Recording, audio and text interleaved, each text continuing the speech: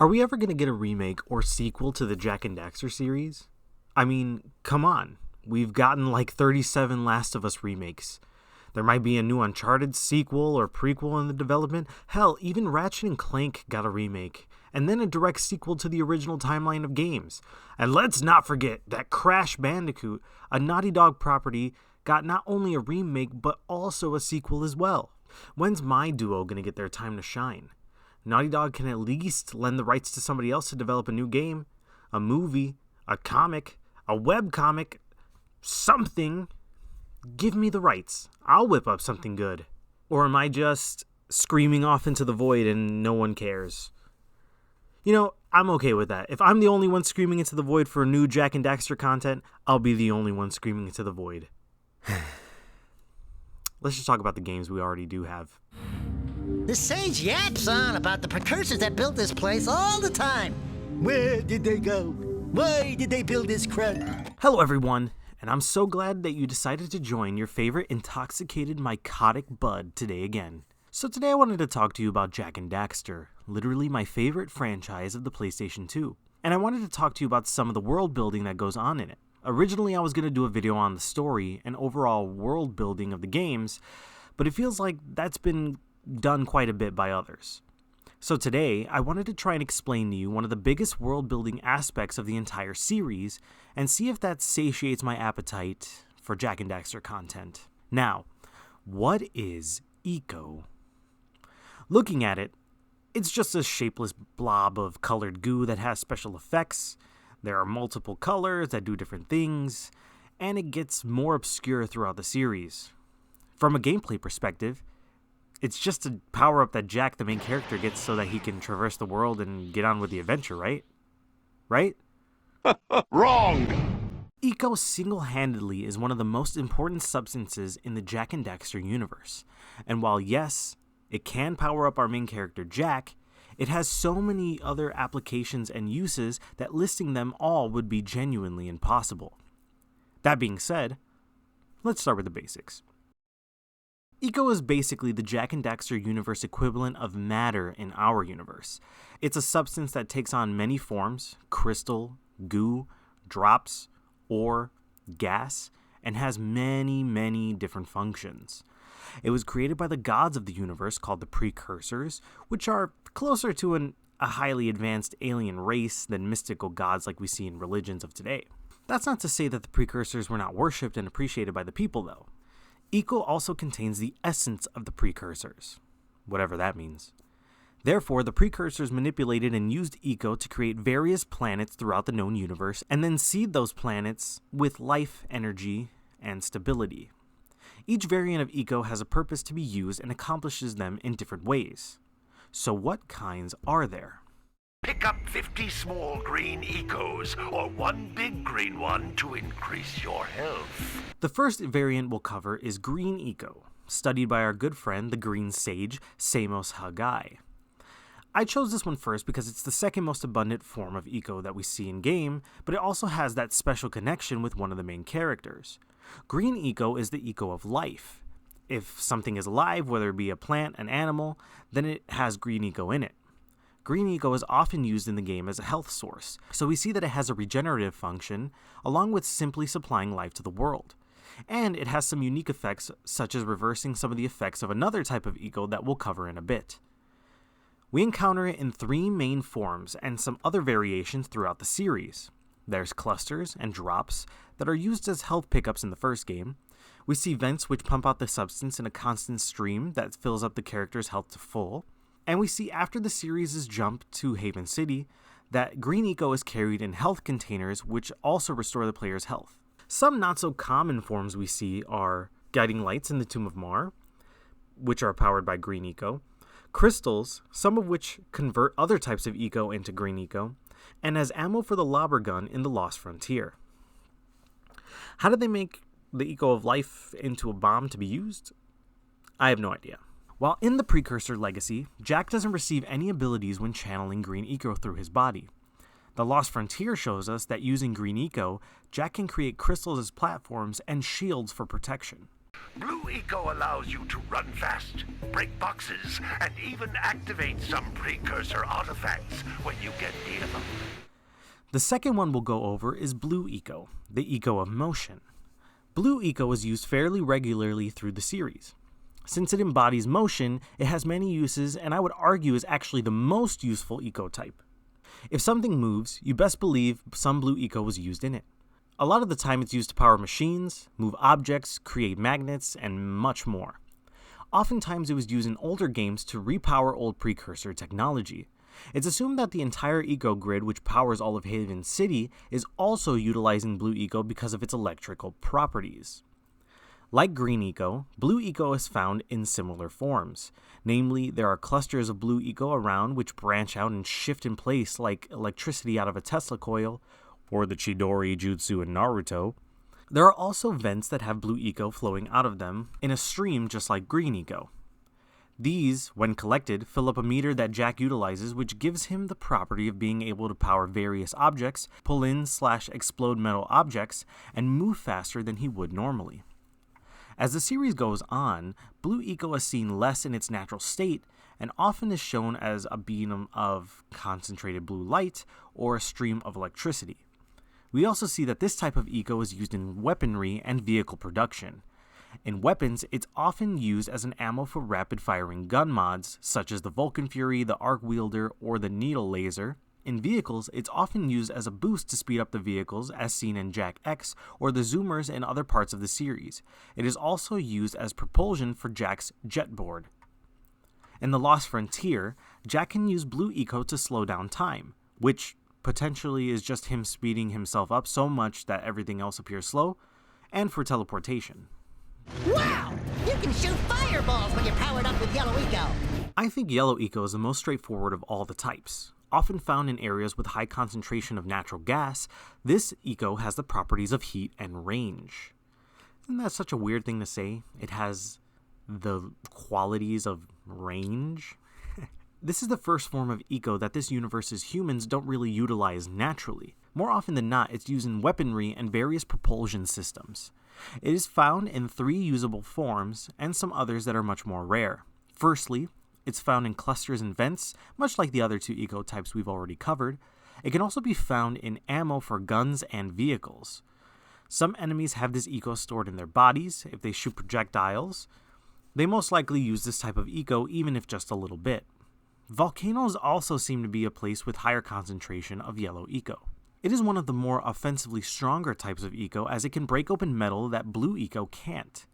In the Precursor Legacy, Yellow Eco fills a meter, allowing Jack to fire off fireball-like projectiles which can break armor and objects.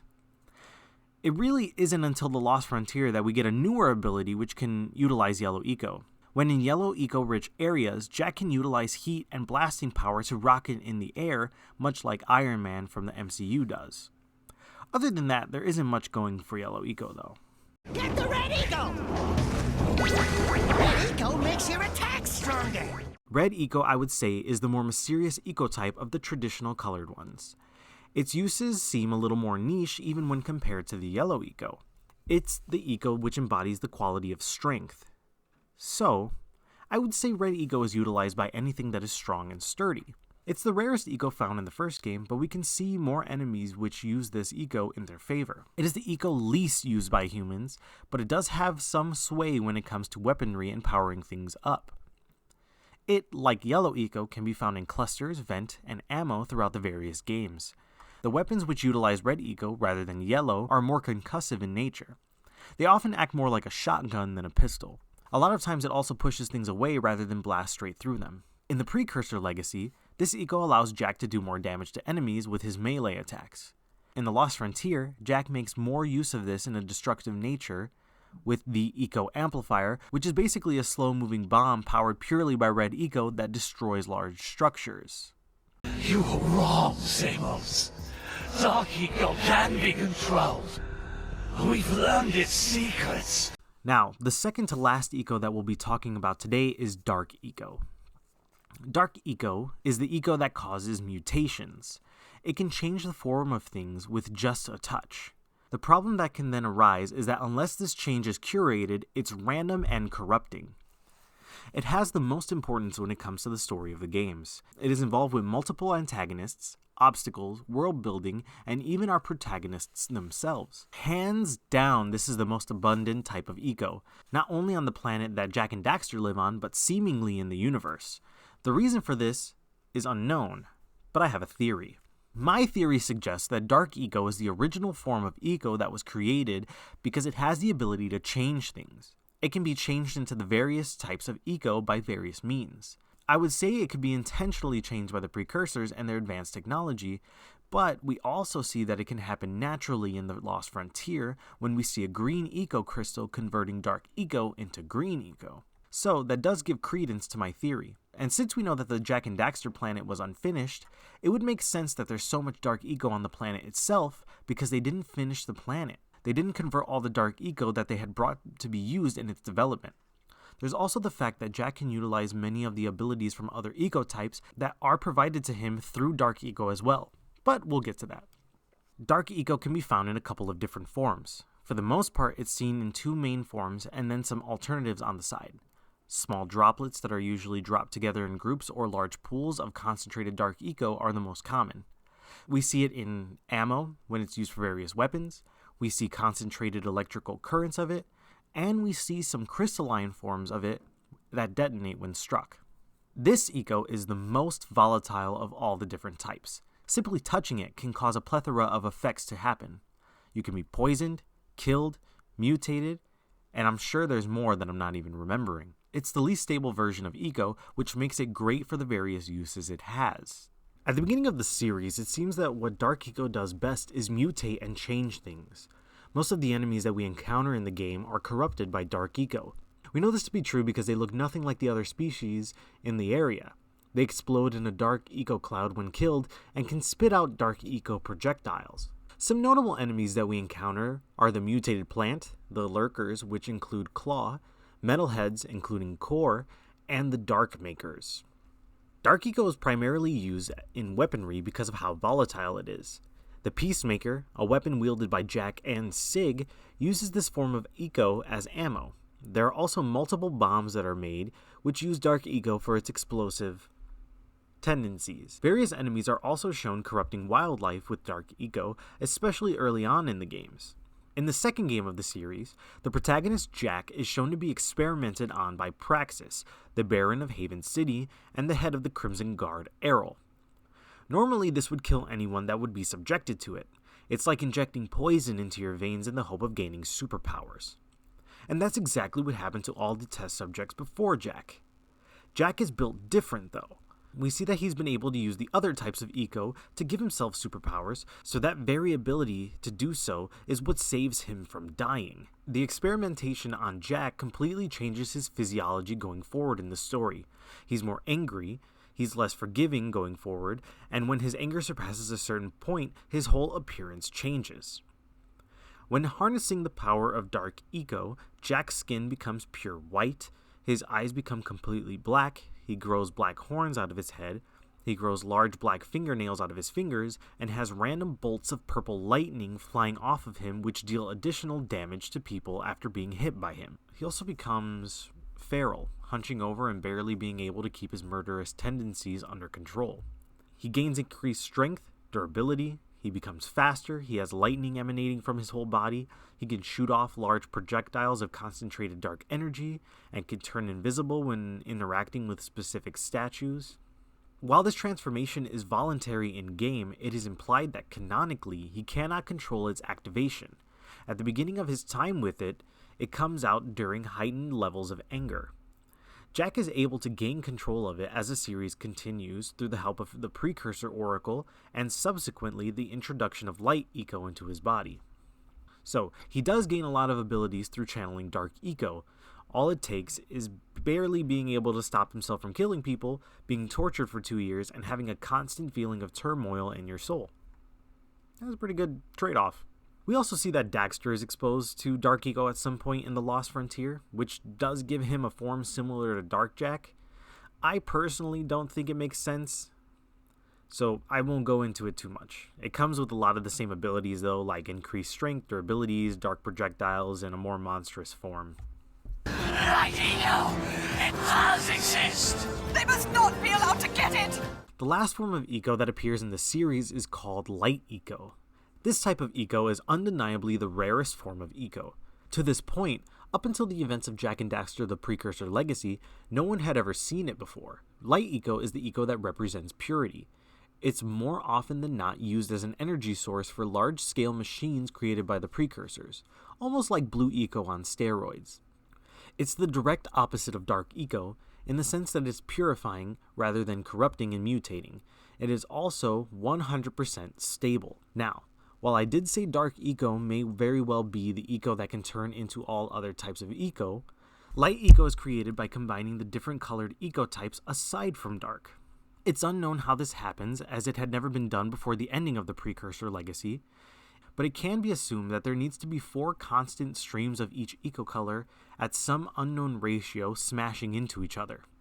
It's kind of like a particle accelerator smashing together various particles, but we never see it created again afterward. While it is the most rare form of eco in the entire series, we do see it in a couple of different forms. By far, the most common way that we see light eco is in a singular droplet, which can be found in multiple areas. We also see some light eco vents in Jak 3, some larger blobs in the Precursor Legacy, and some crystallized light eco as well.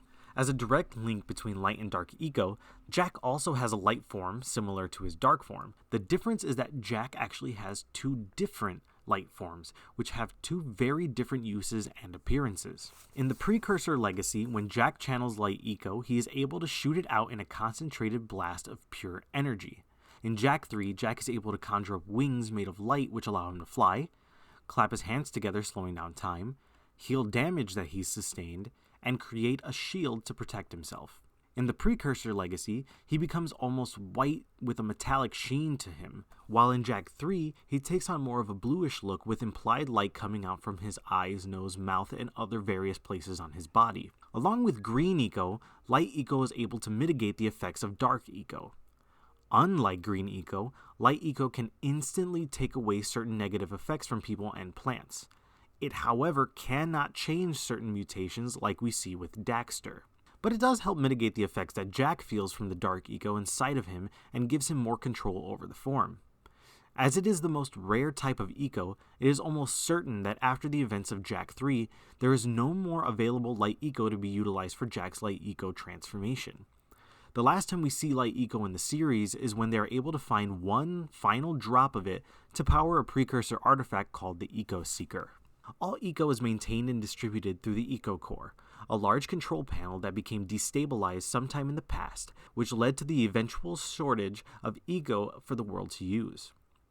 The last thing I'll say about the various types of eco is that even though some are specifically stated to be energy sources and powerful explosives, all of them have some sort of energy that can be turned into fuel for various machines like cars, planes, and weapons. We see precursor machines running on light eco, we see Haven City running on blue eco, and we see things like the Hellcat plane running on green eco. None of the 3 sages that maintain the other teleporter gates have seen fit to turn their ends on for quite a while. There are a few humans out there that handle, channel, or manipulate eco. Most cannot handle the energy of eco with their bare hands or channel it through their body. Some of those who are capable are the various sages we see mostly in the first game. These sages are people who have studied their specific colors of eco so much that they have gained the ability to channel it, harness it, and manipulate it in the multitude of ways. They're basically like chemists who are able to use their specific elements to their fullest extent. They were not born with the ability to channel or harness eco, but they developed that ability in their older years from the constant study of it. It's unknown whether eco sages can create their respective colors of eco or simply convert energy / other eco into their colors using some sort of technique. Seemingly, they can utilize eco that wasn't present before them using it, so it's still up in the air and differing sources say different things. The sages are as follows: Samos, who is the green sage, the blue eco sage, the yellow eco sage, the red eco sage, Gal Acheron, the first dark eco sage, Tim, the second dark eco sage, and during the events of the Lost Frontier, Kira, who is an undecided eco sage. There is no known sage of light eco, but some could say that the precursors can be considered light eco sages since they work with it more than any other being in the universe. Each sage, through their prolonged exposure to their respective eco, has had their skin color altered to that color, with Gaul being the most obvious change as he was corrupted by the dark eco he worked with, and the least obvious being Tim, who also worked with dark eco but with no visible change. Every bone in my body tells me that the answers rest on the shoulders of a young boy. Now, something that does need to be said that I've touched on but haven't really explained is that Jack, the main character of the series, is unique in the sense that he can channel eco through his body, completely utilizing it for various means. We've talked a lot about the powers that he has during the sections about the individual types of eco, so I won't go back to those. There are various interactions throughout the series showing that Jack has a natural affinity for eco and can do things that others wouldn't have been able to. This is exactly why Jack was able to survive the dark eco experiments performed on him by Baron Praxis when he arrived in Haven City.